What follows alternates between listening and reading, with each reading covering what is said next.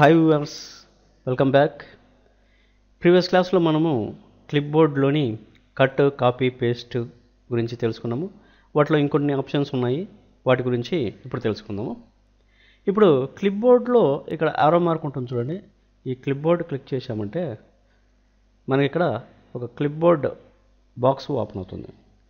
ఇక్కడ ఏంటంటే మనము ప్రీవియస్ క్లాస్లో కాపీ, పేస్ట్ గురించి తెలుసుకున్నాం.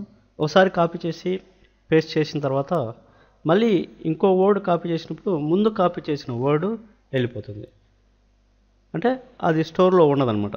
కానీ ఈ క్లిప్బోర్డ్ కానీ ఆన్ చేసామంటే ఇప్పుడు మనం ఎన్నిసార్లు అయినా ఎన్ని వర్డ్స్ కాపీ చేసినా లేదా ఎన్ని సెంటెన్స్ కాపీ చేసినా ఈ క్లిప్బోర్డ్లో మనకు స్టోర్ అవుతూ ఉంటుంది.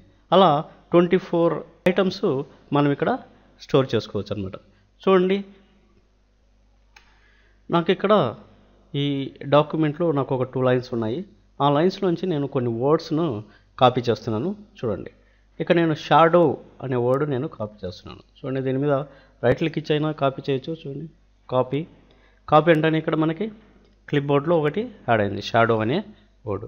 అలాగే ఓనర్స్, రైట్ క్లిక్ ఇచ్చి కాపీ చేస్తున్నాను. చూడండి, ఓనర్స్ కూడా యాడ్ అయింది.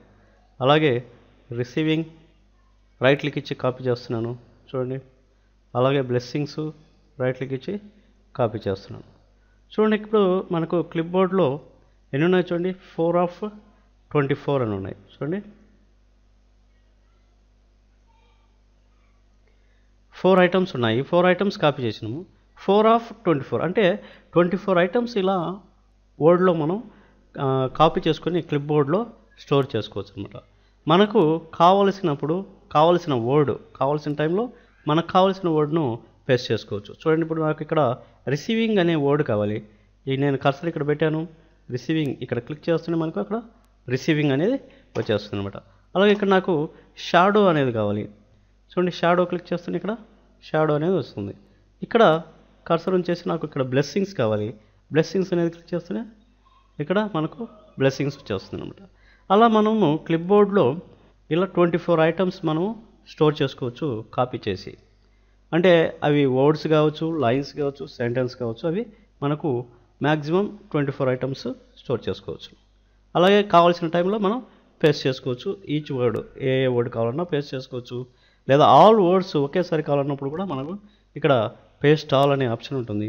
చూడండి, ఇక్కడ ఈ పేస్ట్ ఆల్ క్లిక్ చేసామంటే మొత్తం షాడో, ఓనర్స్, రిసీవింగ్, బ్లెస్సింగ్స్ మొత్తం 4 వర్డ్స్ కూడా ప్రింట్ అయ్యాయి. అలాగే 24 ఉంటే 24 వర్డ్స్ మొత్తం మనకు ప్రింట్ అవుతాయి అన్నమాట. ఓకేనా? అలాగే ఇప్పుడు ఇక్కడ ఈ క్లిప్బోర్డ్ను ఎంప్టీ చేయాలనుకుంటే ఇక్కడ క్లియర్ ఆల్ అని ఉంది చూడండి.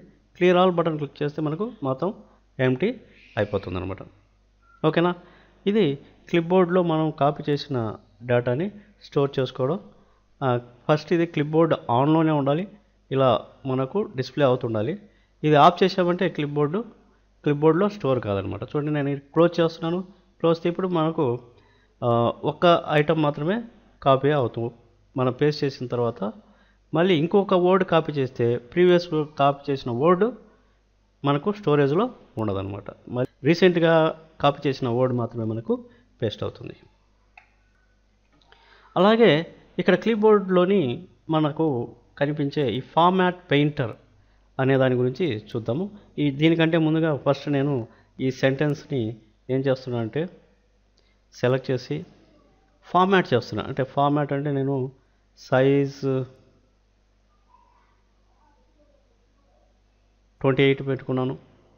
అలాగే కలర్ వచ్చేసి రెడ్ పెట్టుకున్నాను. అలాగే బోల్డ్ చేశాను, అండర్లైన్ చేశాను. ఇలా దీని అన్నింటినీ ఫార్మాట్ అంటాం అనమాట. ఇక్కడ ఏమేం చేసామో మనము బోల్డ్ చేసాము, అండర్లైన్ చేసాము, సైజ్ పెంచాము, అలాగే కలర్ కూడా ఇచ్చాము. వీటిలో ఉన్నటువంటి మొత్తం ఫార్మాట్స్ అన్నీ కూడా, వీటిలో చేసినటువంటి చేంజెస్ అన్నీ కూడా దీనికి కూడా ఈ సెంటెన్స్కు కానీ ఈ సెంటెన్స్కి కూడా మనం అప్లై చేయాలి అనుకుంటే ఇప్పుడు మనకు ఈ ఫార్మాట్ పెయింటర్ అనేది ఉపయోగపడుతుంది. చూడండి, ఒకసారి నేను ఇది సెలెక్ట్ చేస్తున్నాను. ఈ ఫార్మాట్ చేసిన సెంటెన్స్ని సెలెక్ట్ చేసి ఈ ఫార్మాట్ పెయింటర్ క్లిక్ చేశారంటే ఫార్మాట్ పెయింటరు స్టోర్ చేసుకుంటుంది ఆ ఫార్మాట్ని. ఇప్పుడు నేను మనకు కావలసిన ఏ సెంటెన్స్కి అయితే మనకు కావాలనో ఆ ఫార్మాట్ మొత్తం కూడా ఆ సెంటెన్స్ని మనం సెలెక్ట్ చేసుకొని క్లిక్ చేసామంటే ఇక్కడ ఆటోమేటిక్గా మొత్తము మనకు అప్లై అవుతుంది. ఇది ఫార్మాట్ పెయింటర్ యొక్క యూజ్ అన్నమాట.